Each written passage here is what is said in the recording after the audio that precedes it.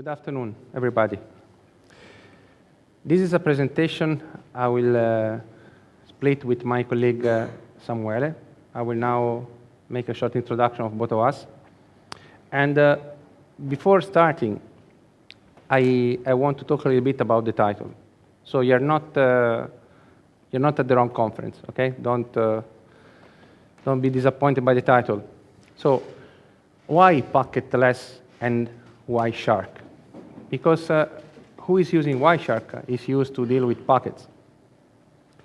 However, while packets are still relevant, in some environments, they might be probably not the best way of analyzing network traffic and interaction.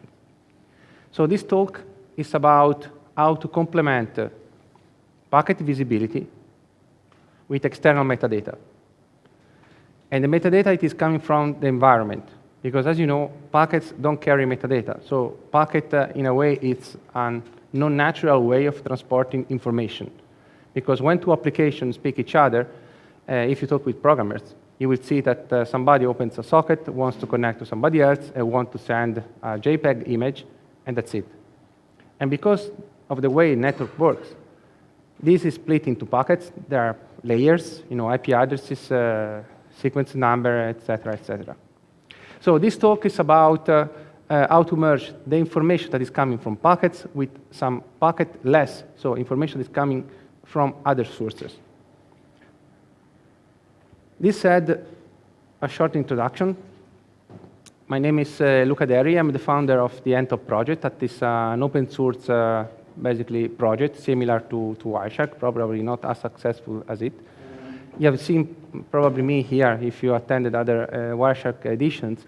Last time I was here exactly in the same place talking about the packet inspection, how we have integrated the packet inspection into Wireshark. And Samuele is an undergraduate student at the Computer Science Department of the University of Pisa, and I've done together this presentation and the work that will be presented today. We also have a community, okay? In addition to physical people, we also have a Telegram group where we discuss about various things. And last thing, we are part of the Intel Innovator Program, where we try to do innovation, in this case, for networking. So going back to the first argument. What is a packet? Okay, so I don't have to tell you because you are here at the conference, but you know that packets have been very important since the day one because are the privileged way of understanding what is happening on a network. And they are used to deliver data across application. In fact, you have a port, for instance, TCP and UDP, because they identify the applications. Okay. Unfortunately, users, and in particular modern programmers, DevOps, or I don't know what you want to call them, usually know that there are some packets moving in the network, but they have no idea. Usually they talk about the socket, communication, URLs, these type of things. Okay? So the thing is that we used to say, or people are still saying, that packets never lie. And this is true. I don't want to argue against this definition, but packets are good for this type of problem, this type of troubleshooting. So if you have an issue on your network and you are not able to understand from a network log what is happening, you have to go down and to understand the problem looking at the packets, because probably there are retransmission. There is a packet challenge here. So you will see that packets are very, very important in certain environments for certain problems. So packets are a good source of information, and they never lie, in the sense that they are telling you the truth. Unfortunately, sometimes the truth is hard to understand, especially if the traffic is encrypted, especially if you want to figure out things like retransmission or failure to do something. So you have to be an expert. That's probably one of the arguments why you're here tonight. So if I look at our tools, our open source tools, this is a picture from the 2009. As you can see, everything is based on packets. Okay, there is the net, or you put a mirror, a tap. There are many examples in the other room. By the way, tomorrow we'll be talking about packet recording. So packets are still important. So there are interesting ways of capturing packet, and then there are the applications that are consuming the packet. And Wireshark is one of those. So this is from 10 years ago.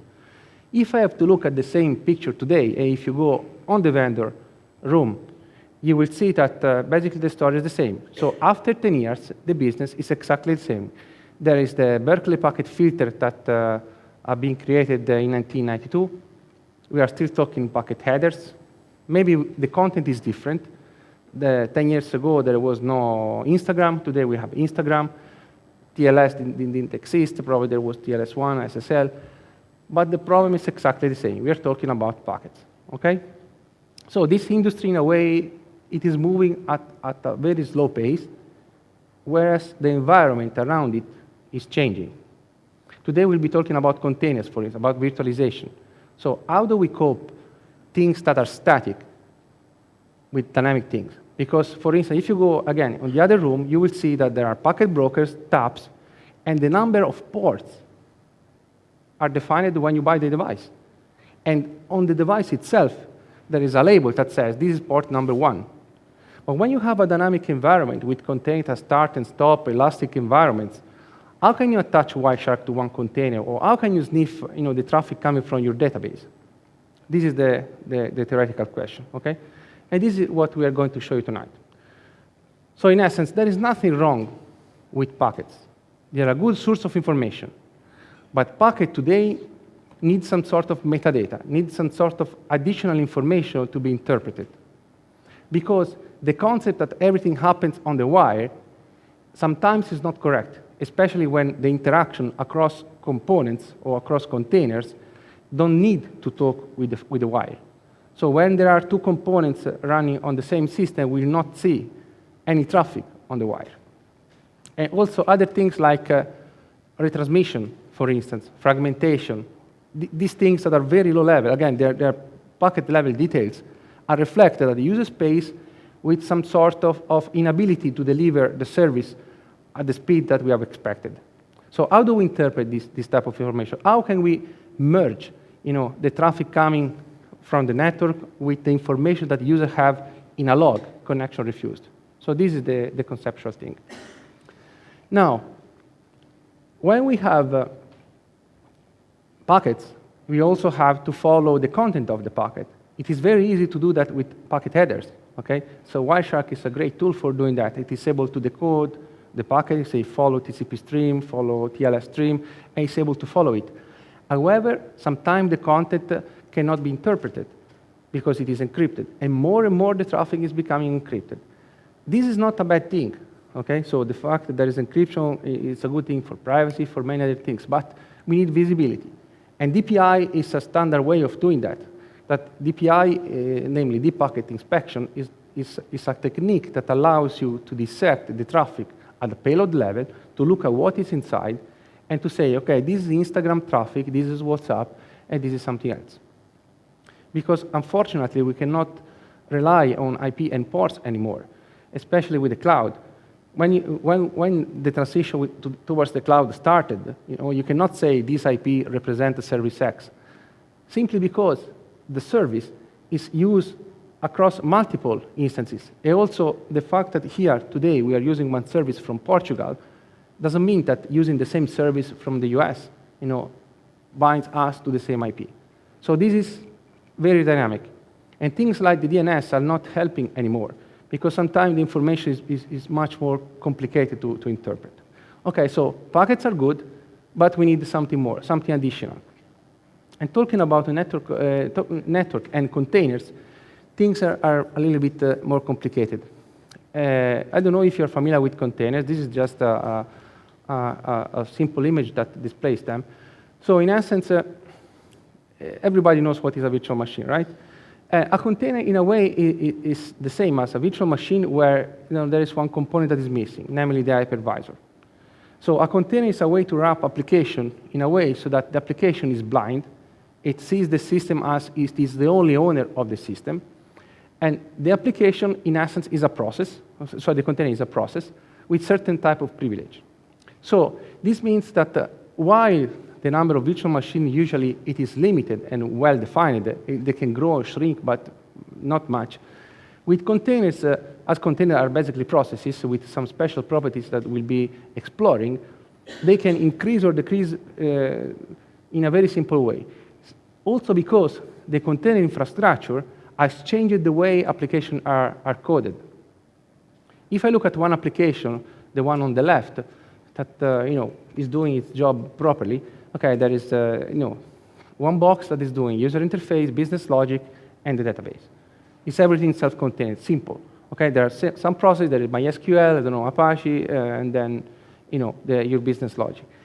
If we convert this architecture into a microservice architecture, we split this existing architecture into several small components whose number can change according to the workload. So this means that instead of having one place for inspecting database traffic, here we have a few of them. And they can change, they can augment, they can shrink dynamically.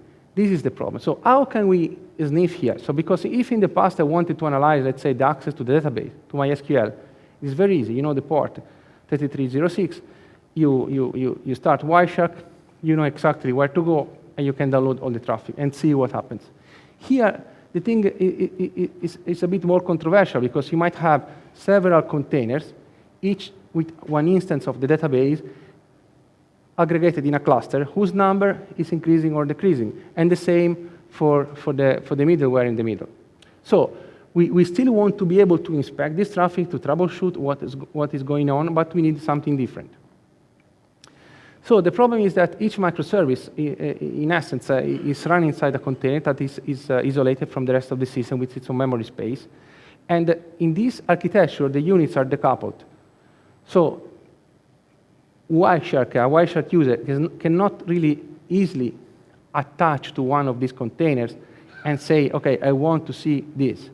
Because in order to track what is happening on the system, we cannot simply look at the system with ifconfig or similar. But we have to ask for some help to the environment, to the container architecture, to Docker or Kubernetes, in order to understand what happens. And because containers don't require downtime, they are started and stopped very dynamically, according, like I said, to the workload. So in essence, the story is that if we need to go faster, because we have many people that are asking for us the service, we span more containers.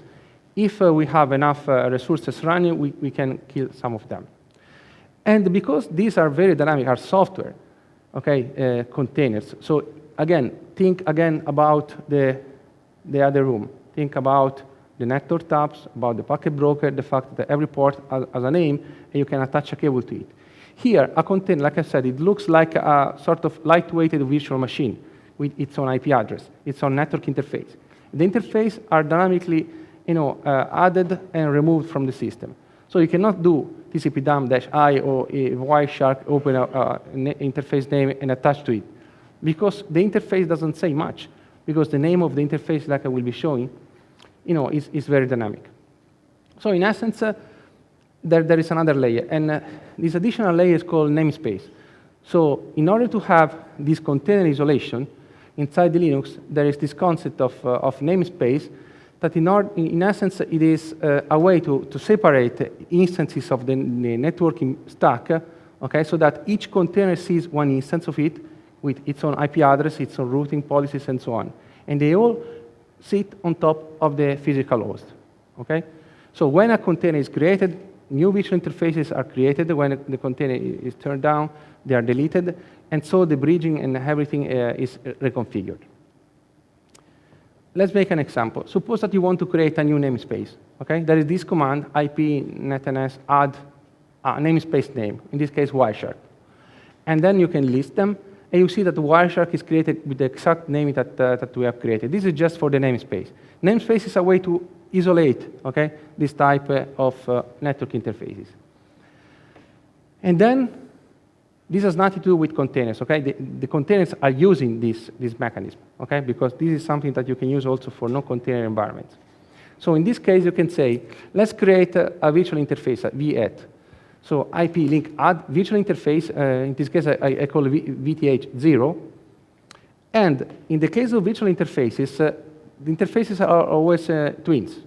So you have two interfaces that are glued together, one interface that is seen by the operating system, so the physical box where you are sitting when you are logging, and the other interface, the other visual interface that is seen by the container. So in this case, you create a twin, so VTH0 with VTH1, and you can list them. And as you can see, when you see the list at the end, at the bottom of the screen, you will see that the virtual ETH1, in essence, is a pair with the virtual Ethernet 0, and the opposite. Okay? So these are two virtual interfaces created inside the system on this namespace. Let's bind them to a namespace. So in this case, we glue the VTH1 to the namespace Wireshark. Okay? And then we can configure an IP address. So this is the way containers are doing things inside namespaces. It is transparent to the user, because let's say if you use Docker, you don't have to do all this. You simply start a container. Okay? Containers usually have interface name ETH0. So if you have 10 containers, you will have 10 ETH0 inside each container, and this ETH0 interface is bound to a virtual interface that is a twin of a physical network interface that you see with ifconfig on the physical box. I don't know if I've been clear, but this to say that it's not like the old days. You have the tab, port number 1, you follow the cable, you know where the port 1 is going. Here, everything is very dynamic, because changing the namespace makes things complicated. Now, once you have this virtual interface, in essence, you are connecting one container to the environment, okay? But these virtual interfaces have to be connected to the wire. So in a way, you have to attach them to a cable, to a network. In order to do that, you usually do this with a bridge. So you create a virtual bridge. Again, this is done by Docker and Kubernetes. You don't see that, but just to show you the complexity of this environment. So when you create a virtual interface, when Docker creates a virtual interface, it's binding them to a physical interface. So in this bridge group, you have to put at some point, if you don't want that these containers speak only each other, a physical interface, so that through the standard Linux routing, you can go out on the network and speak with the rest of the world. Okay? So let's wrap up. These VTH something are created dynamically when you create a container. Okay? Inside the container itself, you will not see VTH A9, blah, blah, blah, but you will see ETH0. This ETH0 inside the container is glued to an interface, and you will see VTH something else on the physical host. These two interfaces don't speak with anybody, so you have to glue them with a physical link, and usually this is done with a bridge. So this to say that the complexity is high. So if I start Wireshark on the physical host and attach Wireshark to a VTH something, in essence, I am talking with a pair of VTH0 inside a container that is bound to a specific namespace. Okay? But inside the container, the VETH0 is not named VETH1, as I showed before, but is named ETH0. So this to say that if I am inside the container and I will start Wireshark or TCP dump, I will see the traffic of this container. But if I am on the physical host and I start Wireshark, I have to know the association between the VTH of the physical host with the VTH interface that is used by the container. Okay? So, in essence, you can use Wireshark as it is today on a host. But the problem is that it is not easy to understand what host interface is bound to what container. If this looks complicated, there is something else. Because when you deliver a service, usually you don't do it with one container, but with a few containers. And this makes things even more complicated. So, just to summarize a little bit the problem. Virtualization is a nice thing. You can run a container, you can do very, very nice things. However, they create a virtualization layer that is preventing us from mapping, for instance, a virtual interface name to a container name. And to make things even more complicated, each container has an identifier called container ID. The container ID we'll be showing later is a concept that is at the Linux level. It's a very long string. But when you run Docker, you will not see this container ID, but you will see another ID. So there is a mapping between the physical container ID and the Docker container ID. If you use Kubernetes, there is another mapping. Okay? So it's a very complicated word. I don't want to, be too bad, but we need some sort of assistance in order to use Wireshark in this environment. Because if in the old days I wanted to understand if my SQL was in good or bad shape, and that was simple. I know the port, I know the interface, very simple. Here it is more complicated because we have several containers, and the interface name is dynamic and doesn't say anything to me, VTH this.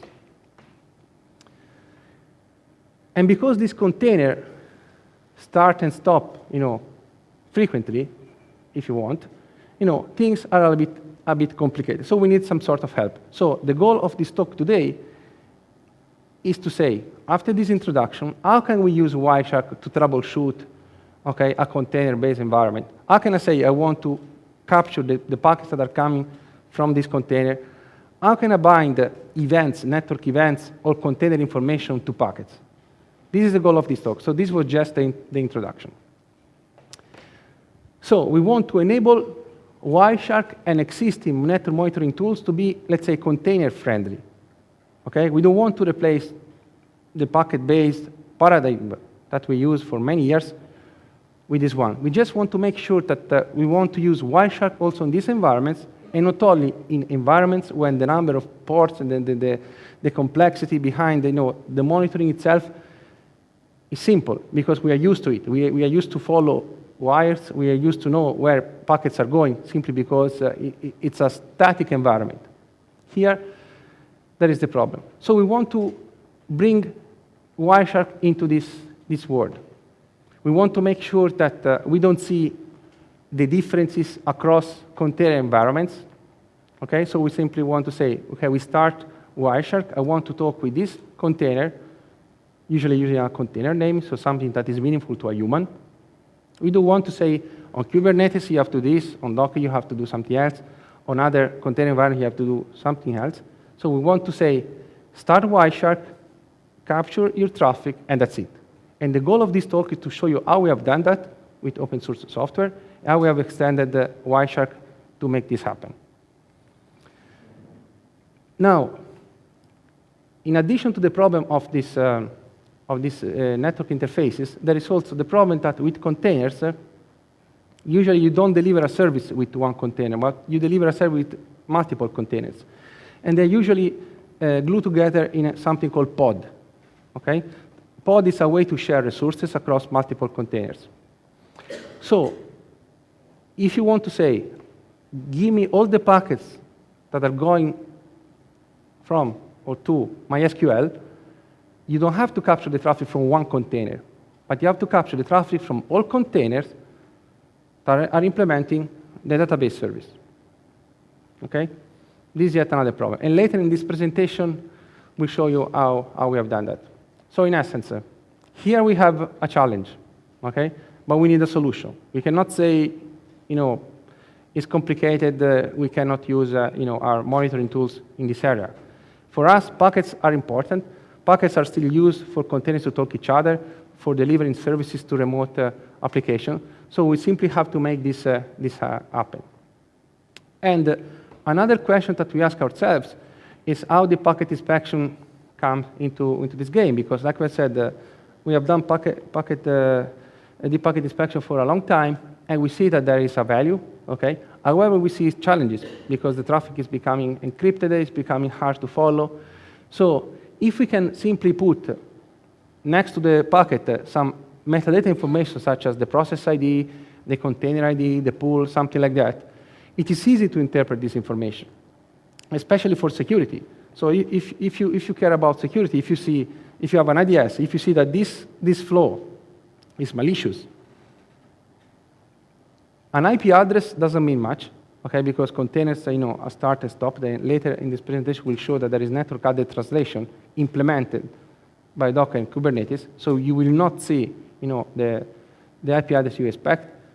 But for instance, things like the pod, so at least to know what container has been compromised is important. So next to the packet, we want to do this type of exercise. So if we know that this packet is sent by container X, so we already know without DPI that this is the protocol behind this traffic. So in essence, I want to stress one concept. We don't want to replace packet capture, okay, with something else, simply because we have containers. And also, this talk is not only about containers, because the concept we'll be showing you today are also relevant for systems, modern systems, okay, that don't have containers, don't run containers. We'll show you later that it's possible with this technology based on eBPF that Samuele will present in a moment, to say, this is not just a packet, but this is a packet sent by this application going towards this application, okay? And this application is also using these resources. So if you see a delay, so if you see that an application is not responding fast enough, you have also some contextual information, such as CPU usage, memory usage, and so on, that can help during troubleshooting. So again, we don't want to replace packet capture. When I say packetless, doesn't mean that we don't want to look at packet anymore. We will be showing you later in this presentation that it's possible to live without packets, but the best is to merge packets with some metadata information. Okay, so this is the goal of this talk. It's a positive talk that allows to merge two environments that they are not easily merged, okay, unless there is some middleware software that allows to do that. And I'll let Samuele talk a little bit. Okay, hi. Is it working? I think it's not working.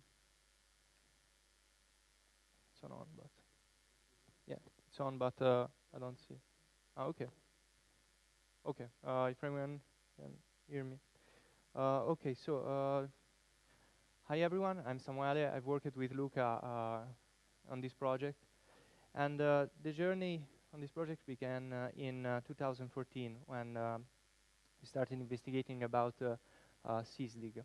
Sysdig is a tool that enables us to trace system call of the system, which are made on the system.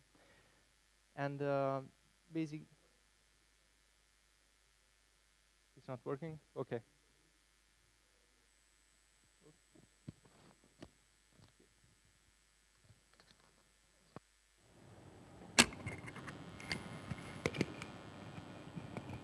Okay. Okay, now I think it's working. Okay, as I said to you, this journey became in 2014 when we started investigating a tool called sysdig. Sysdig is a tool which enables us to capture system call done at kernel level, and basically the aim was to merge this kind of data that we can gather by system calls, like the arguments and the process name, and things like that with network data. So, however, this project, this tool was not, we had some problems because, first of all, we needed to install an external kernel module, and this is not always something that we want. Second, containers were not so popular at that time, so they were not the main focus of sysdig. And another thing to say that the CPU usage was very high, and this is not a desirable property. So why the CPU usage is high? Because sysdig basically capture all the traffic, all the kernel events, all the system calls, and trace all the arguments and field structure as events accumulates. So there is a lot of work, and all of this is done at user level. So there is a lot of work in filtering, and there is a lot of work on processing data structure and processing information at user level. And so this explains us the CPU usage. So this is an example. This is an example of using sysdig. Basically, what we call is we call sysdig, and we trace two events, if I'm not getting wrong, the connect and the bind events, and we can see that sysdig provides us with all the system calls of connection and bind of sockets. Okay. So we do some testing. In this case, we use the simple web server and generate a lot of traffic on the computer. We can see that the CPU usage is very demanding with this link compared to our tool, which is eBPF flow exporter. This is because SysDig main target was not network, but in general system call and kernel events, and it's not tailored as ours. So we tried to use eBPF. So what is eBPF? eBPF is a project which was born in 1992 by Jacobson and McCain at research lab at Berkeley. Basically, eBPF is an architectural model whose idea is to use a virtual machine inside the kernel and filter traffic from inside the kernel. So we write a program with assembly-like instructions. We load it into the kernel checks if it is safe to execute, and then when and then binds it to a kernel function. So when the function is invoked, our code is executed, and we can basically, at the time with BPF, filter the traffic from inside the kernel. So we now exchange with user space. And this has a very low impact on CPU and is very fast. So in eBPF, BPF then became more popular, and so it is now part of the Linux kernel from 1997. Further improvement were made since 2013 when, sorry for the pronunciation, Alexei Stratovoitov extended eBPF by decoupling it with the network model, allowing us to monitor other kinds of events, and not only network events. The other improvements are, for example, external function that can be called to help us manipulate packets or manipulate the data structure or gather information in an easy way. Data structure were added to BPF to communicate with the user level, more complex data, more complex structured data and information, and basically this. And so we started using it, and we started experimenting with it. So eBPF is very great for Wireshark. Indeed, it has a very low impact on CPU because we basically attach our probes only to the functions that we are interested in. We don't capture all the kernel functions and system calls. We only keep track of, for example, the connection that are done by the kernel, so TCP connect and function like this. We gather data from the kernel, so we have all the data. We have all the data structure that the kernel has populated, and we send to user space only what we need. Okay, and furthermore, eBPF is part of the Linux kernel, so we don't have to install external kernel models. We are ready to go. So what we did is a little library. We started this experiment by building a little library which enabled us to capture network events and provide us information about networking with a BPF. Basically, what we do is that we attach some probes to the kernel function which handle network connections, and when the functions are invoked, our code is executed. We collect information like, for example, the process name, the PID, the process ID, the thread ID, and things like that. We pack them into data structure and we send it to user space. So we have a low overhead monitoring because we use a BPF, and we have a lot of information about the system, like users, the groups, the name, and as we can see later, we have information also about containers, like containers ID, containers name, and pod talking about Kubernetes. So here we show a little example of what data can we provide to Wireshark and to the user. So basically what we do is that we started a web server in Python, with Python on a server, and then we HTTP get that server with curl, so with a client, on a client. And when all the system is going, our library is monitoring, is capturing events concerning the traffic. So from Wireshark, then, we can see that we have captured network events. I can see little, but we have network addresses, network ports, but also the name of the process, the user that executed that process, the father of that process, and all the metadata that along with network information.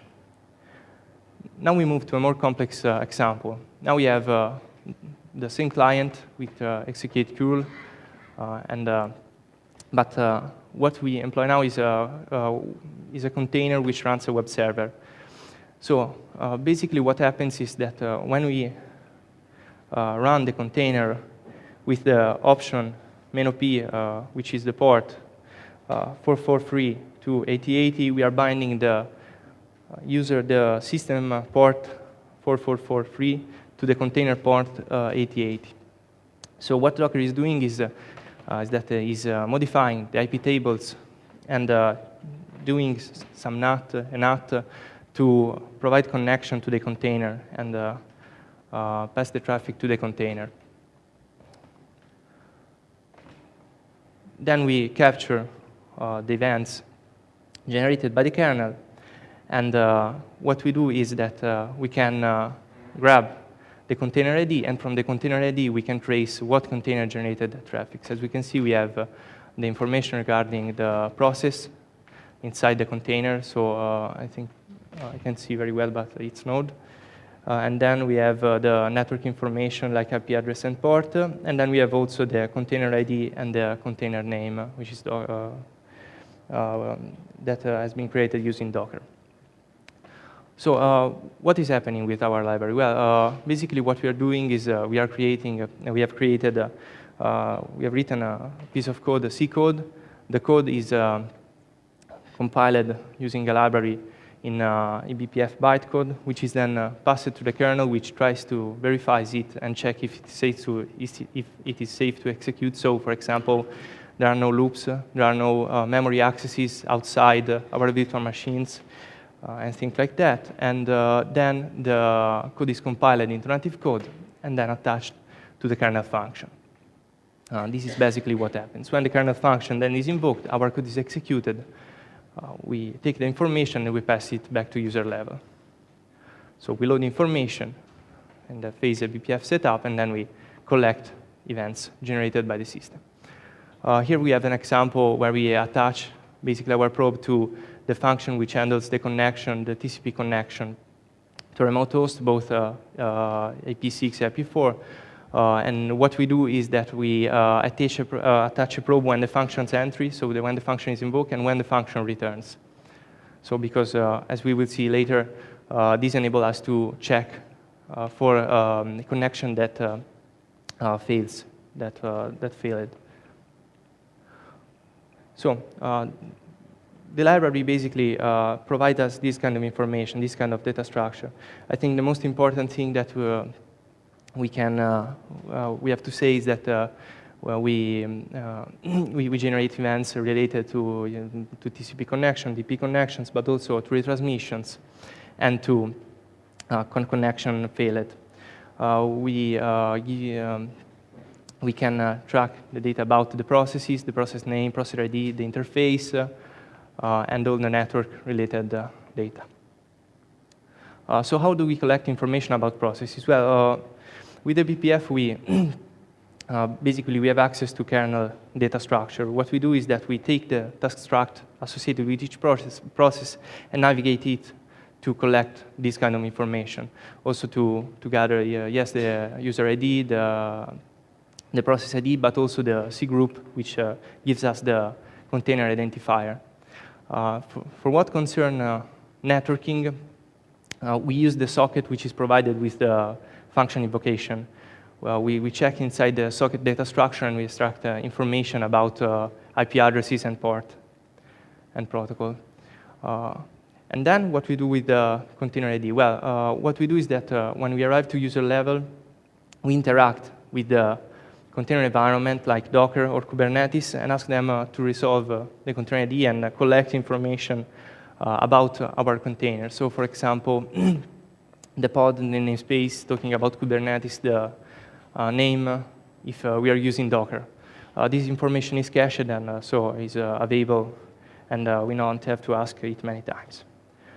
So how we handle events? Well, basically what we do is it's very simple about when we accept, when a TCP accept is invoked, because when the function returns, it returns the socket that will be used for the communication. And so what we do is that we collect that socket, we check the information inside that data structure, IP and ports.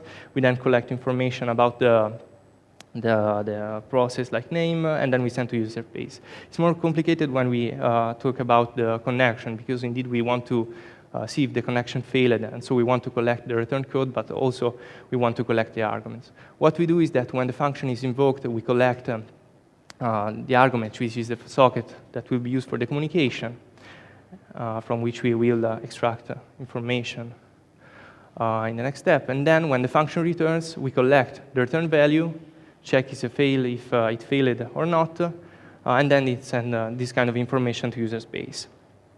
With UDP, there have been a little bit of problems, because when we attach probe near the network device, so in kernel in kernel functions, which are very which handle packets in a very low level. Well, we have when we send a packet outside the machine, we have no problem, because we have all network information and the application information, the process information that has been filled while traversing the kernel, while going down. But when we receive the event, we have only the network information, because the process information, name and process ID has not been filled yet. The packet, the datagram has not been routed to the application yet, and so we have only the network information.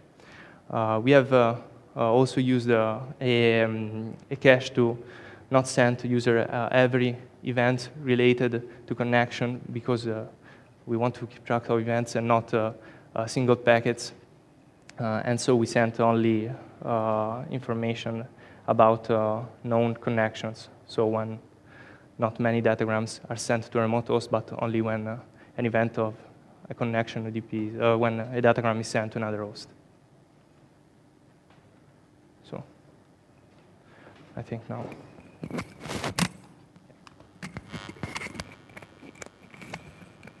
So after this long introduction, in essence, we are ready to show you, what we've done.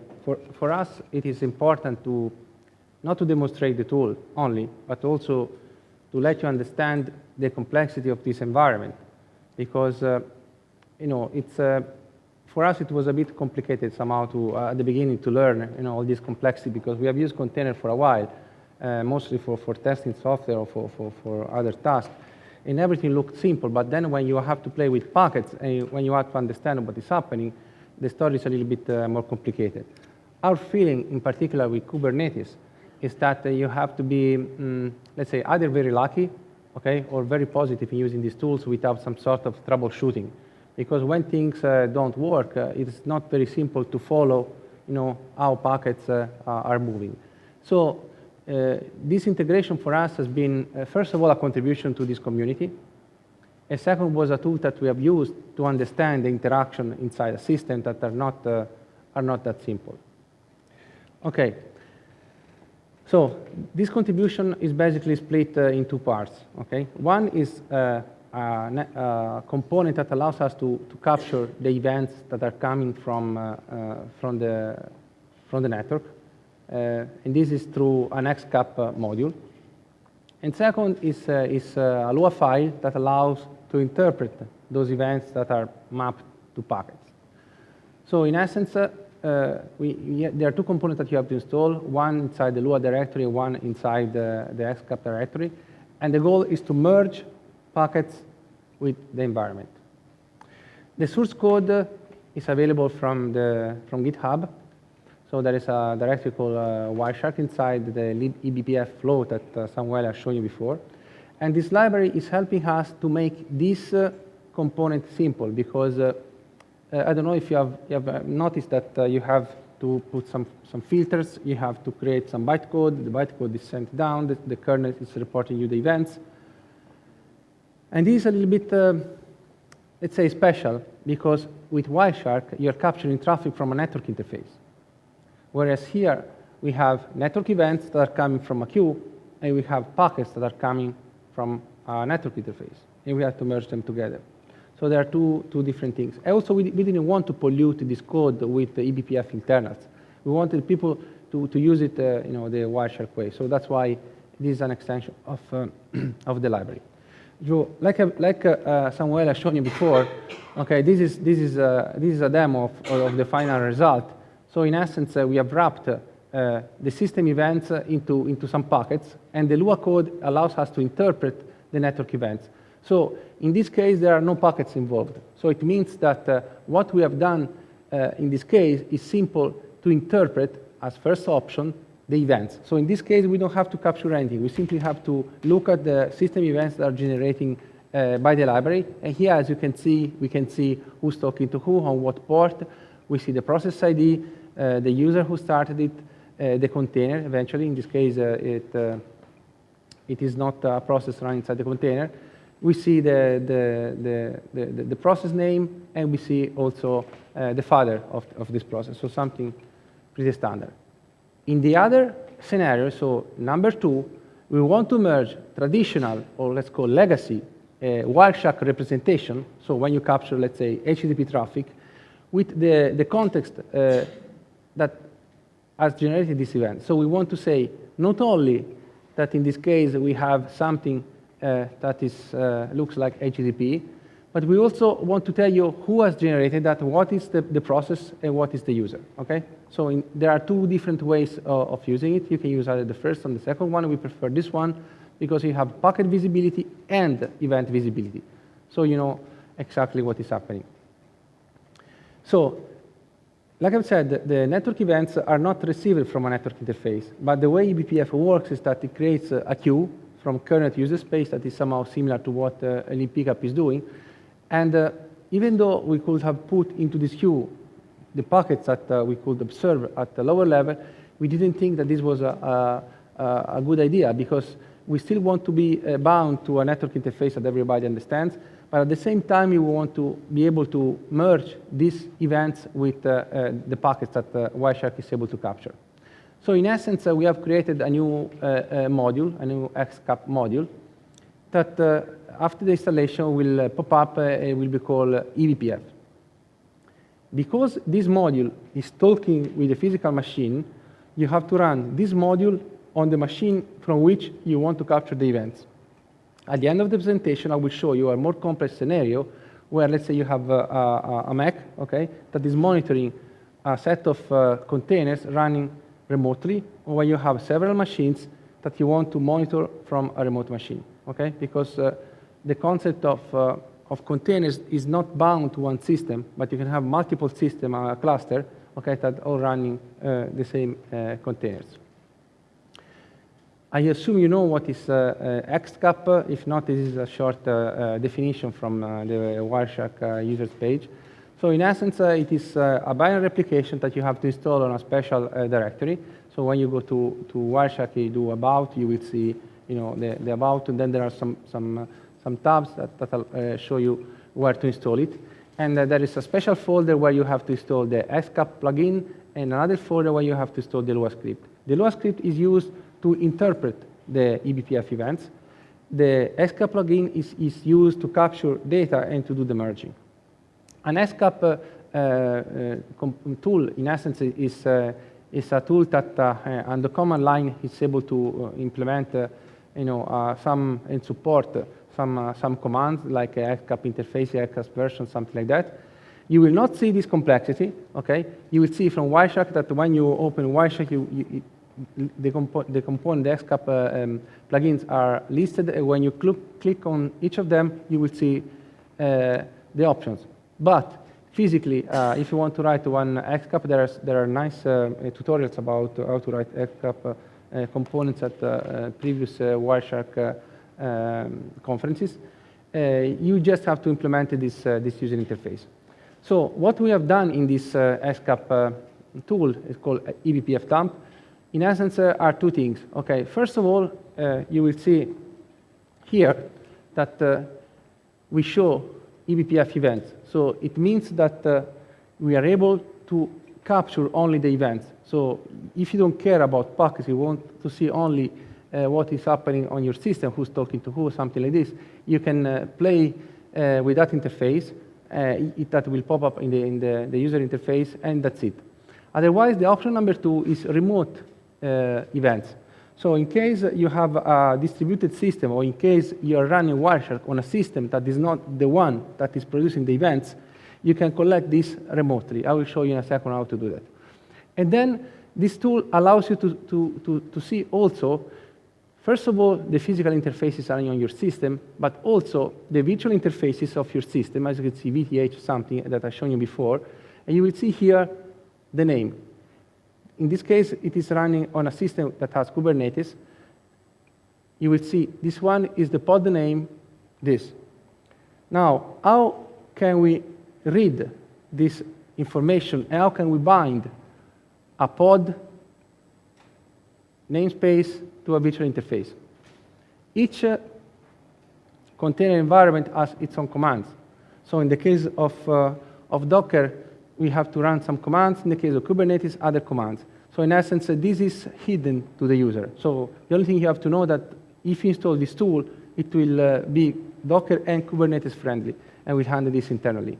But in practice, we have to talk with the daemon.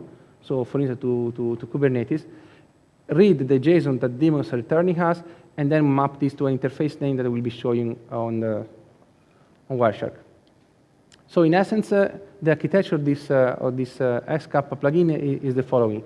So at the bottom left, we have the library. So in case we want to collect events, so we need to talk with the library. In the middle, I'll show you the container interaction. So based on the container type, we have to execute one command or the others. You might have also Kubernetes and Docker running in the same box, but this is an exception. And then we also have the ability of capturing packets. And then on top of this, eBPF dump is hiding all this complexity. So in essence, we are able to capture packets and to merge system events with the packet so that I can tell you that this packet is coming from this container, from this process, and so on. Again, this library is not designed only for containers. You can run this library even on a Linux system that does not have containers. What you will gain is the visibility of the application and of the environment that is behind, okay, the packet. I will show that in a second. So let's start in the first operating mode. You start Wireshark, you click on eBPF events only, so you will not see packets, but you will only see events. So in this case, we'll instrument the system and inject kernel code into the kernel. The kernel will return the TCP and UDP events, okay? And then they are wrapped into a packet-like format, sent to Wireshark, and the Lua dissector is decoding them and displaying them on the screen. So this is an example. So in this case, as you can see, we receive some events. The protocol we call eBPF. The event, in this case, a UDP send, so somebody has sent a packet. So you see the usual IP address and ports, okay? As you can see here, this is not the case because it's UDP, but we also have latency and retransmissions. And this information is reported by the kernel. So instead of looking at, let's say, three-way and shaking, making the delta, typical things that you know, these things are coming directly from the kernel. In this case, there is zero because this is UDP. You have the process name, the process group, and so on. The task, so the application that has done that. In this case, there was a container, and then the container ID. But again, this packet, this binary, is in essence, the dump of the eBPF event in a way so that Wireshark can understand it. Okay? So this is just for the event. And in this case, it's a packet without Ethernet that, in essence, is received by the eBPF tool and injected to Wireshark through a pipe.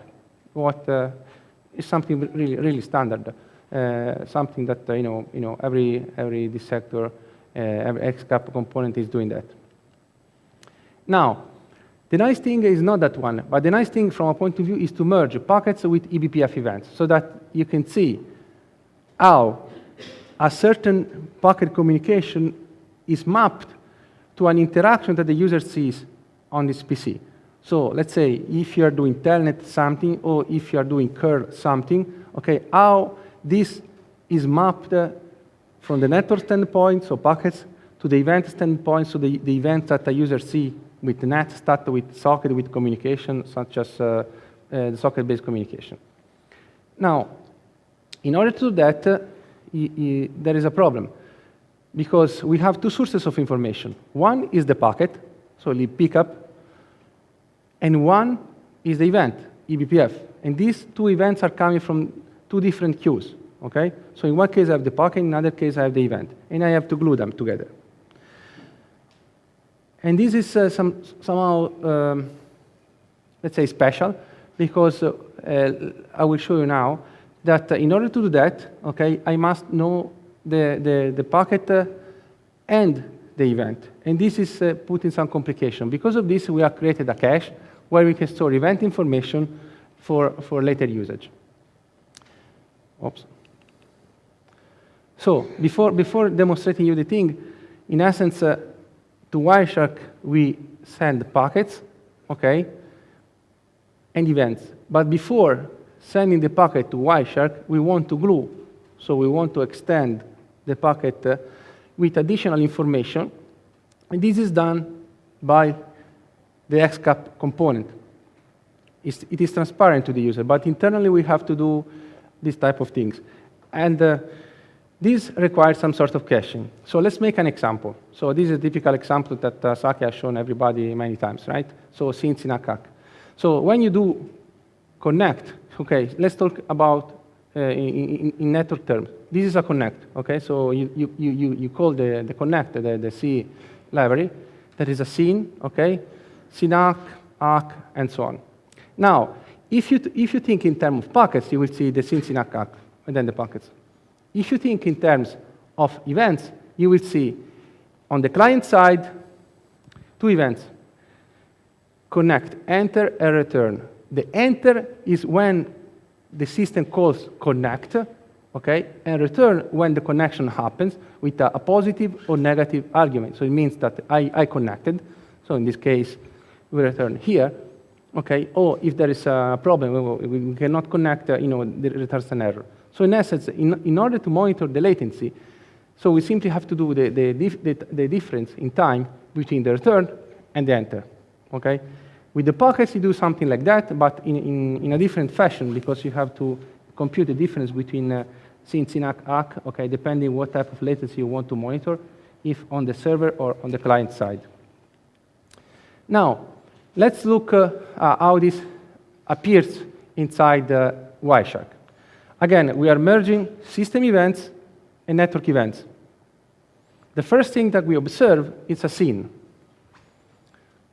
So this packet is sent out, okay, because somebody calls connect.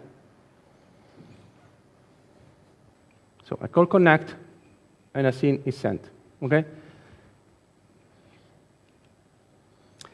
And then after the scene, so really in time, we see on a different queue the eBPF event of TCP connect. At this point in time, when I click on the blue packet, on the bottom part of the screen, I see only the TCP information that is coming from the packet.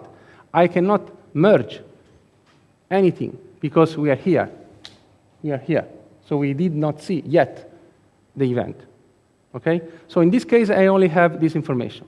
But then this event comes. Inside the eBPF component, we receive this event. This event is delivered to user space. The XCAP component captures it. Now, if I click on the third packet, so the one after, so this one has been received by XCAP. We have put into the cache. So when we receive the SYNAC, in this case, it is possible to glue the packet information with the eBPF event. Okay? So I hope I explain you how it works. So in essence, we have two sources of data. One is the packet, one is the event. We glue them together. And once we do that, this component, these are standard fields. So you can say, give me all the packets that have been sent by Firefox. Okay? With a simple filter expression that, Wireshark detects. Now, like I said before, when we click on the XCAP, we see a menu like this. Okay? So we see, okay, visual interfaces, if you want to attach the physical interface, or we also see the eBPF event. So if you want to see only the eBPF events, or for instance, you will see, in case there is a container on this box, okay, you will see the container name. So clicking here is the eBPF tool, eBPF dump, that takes care of all the complexity underneath to deliver you only the packets that are being sent and received by this container. And the complexity is on us. Now, if you want to map the virtual interface name with a container name, so we have created some companion tools inside the utils directory of eBPF flow, one for Docker, one for Kubernetes, because again, each container system has its own, let's say, language that allows to map the virtual interface name. So when we do ifconfig on the physical box, we see this, but to the user, we cannot report this. We want to report this. So we want to say, give me all the traffic of this container. Okay? Now, there is something more. So whenever eBPF returns us the event, eBPF does not give us the event that we expect to see, but gives us something different, unfortunately. This because, like Samuele said, when you start a container, in essence, Docker is putting NAT in the middle.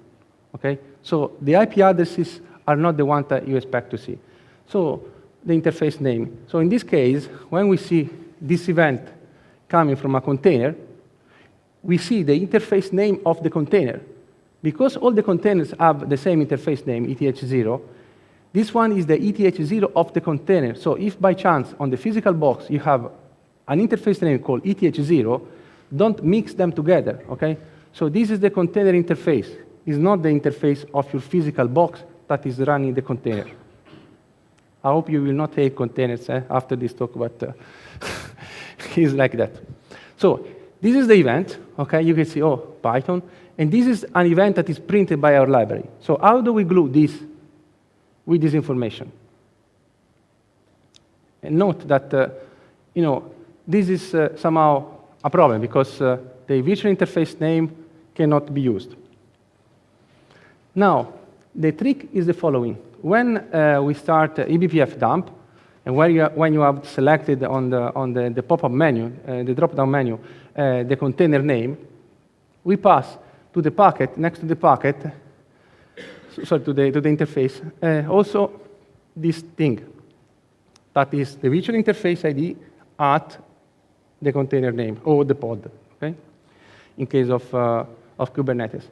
So this means that we are able here to say we want to map and we want to capture, in this case, the events that are relevant to this pod or to this container name.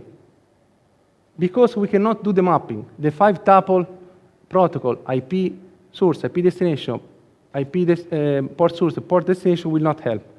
I will show you why. Let's make an example. Let's take the example that Samuel has shown you before.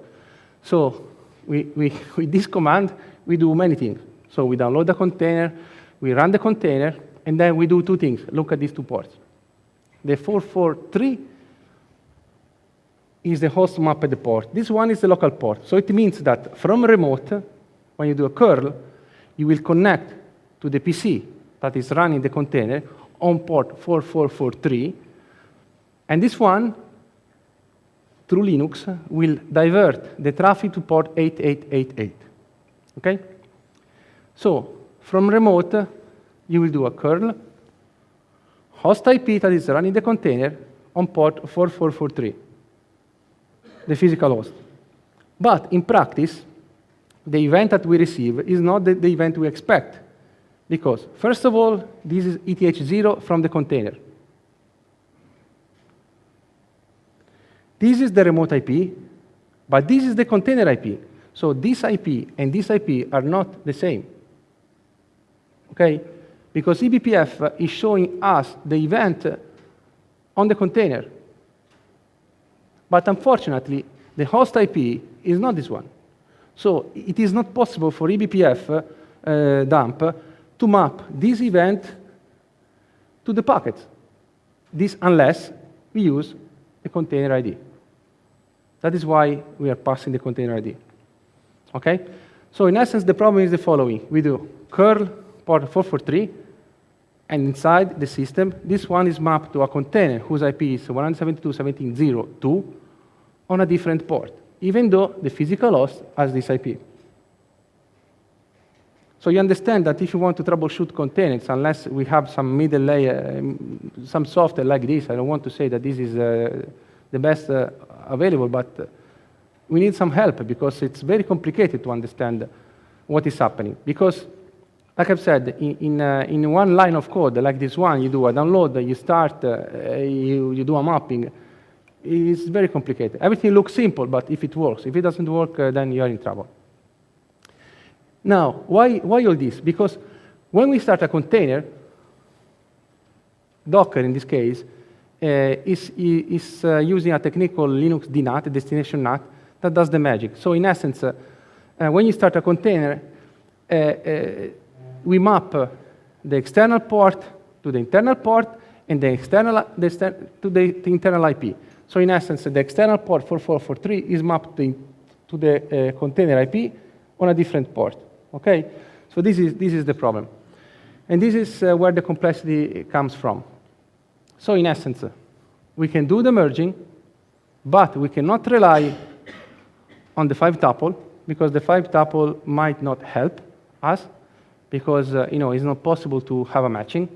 We have the problem of collecting the events, keeping the events in memory for some time, and as soon as there is a future packet that will be merged with this event, to report that.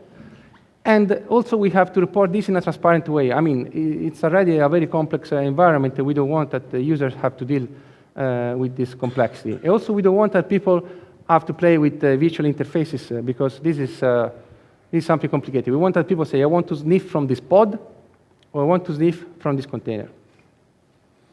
Now, there is another problem. If we have a cluster of machines running our containers, or if I want to capture on my Mac the events generated by a remote Linux system, I have to do some sort of merging.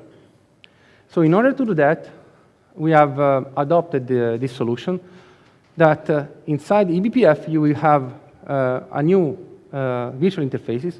It's called eBPF event, remote event, that allows to collect the events from remote through a message broker. So in this case, we have used 0MQ, so that we start on each box that we want to monitor our tool, and then we receive the events remotely. So in essence, we see a new interface called eBPF remote events, in addition to the containers and to the physical interfaces of the box.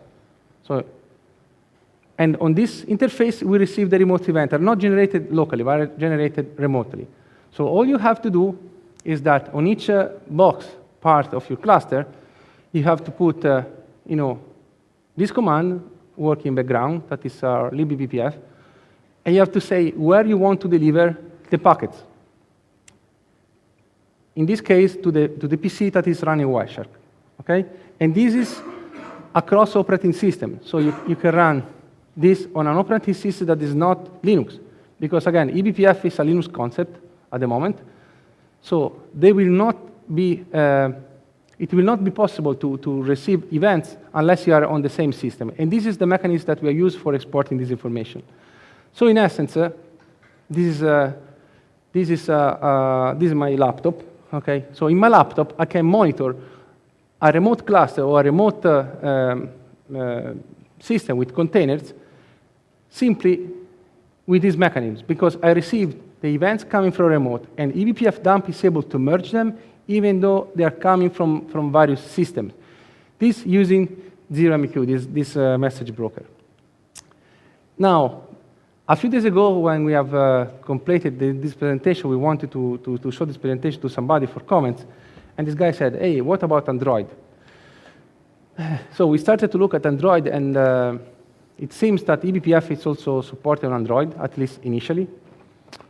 Honestly, we don't have plan to do Android development because we are not Android developers, but apparently it is able to do that. So it is possible to put tools like our tool. So in the command line, you can start this event here, and then deliver remotely, let's say, to macOS or potentially another PC, the event, so that you can monitor remote setup boxes or remote phones, if it makes sense to somebody, I don't know, and do that.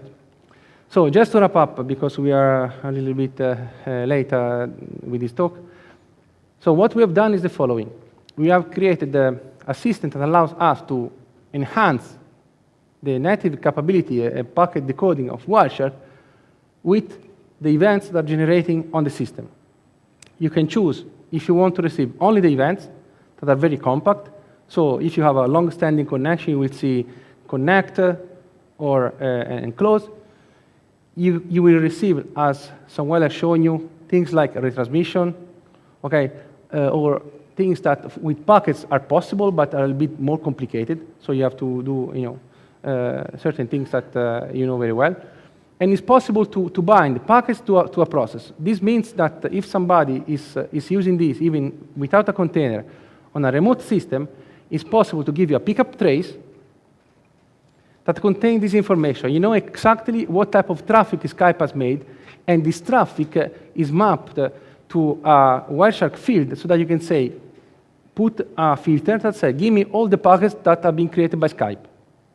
And this is an important thing. Or give me all the packets that are created by user Deri on my system. Okay? So we are trying to put together these two types of information. So we hope I have not annoyed you too much with this talk. I understand it's a bit heavy, especially for the for a late afternoon. However, I know we are here listening to you if you have some comments to make it better and probably simpler.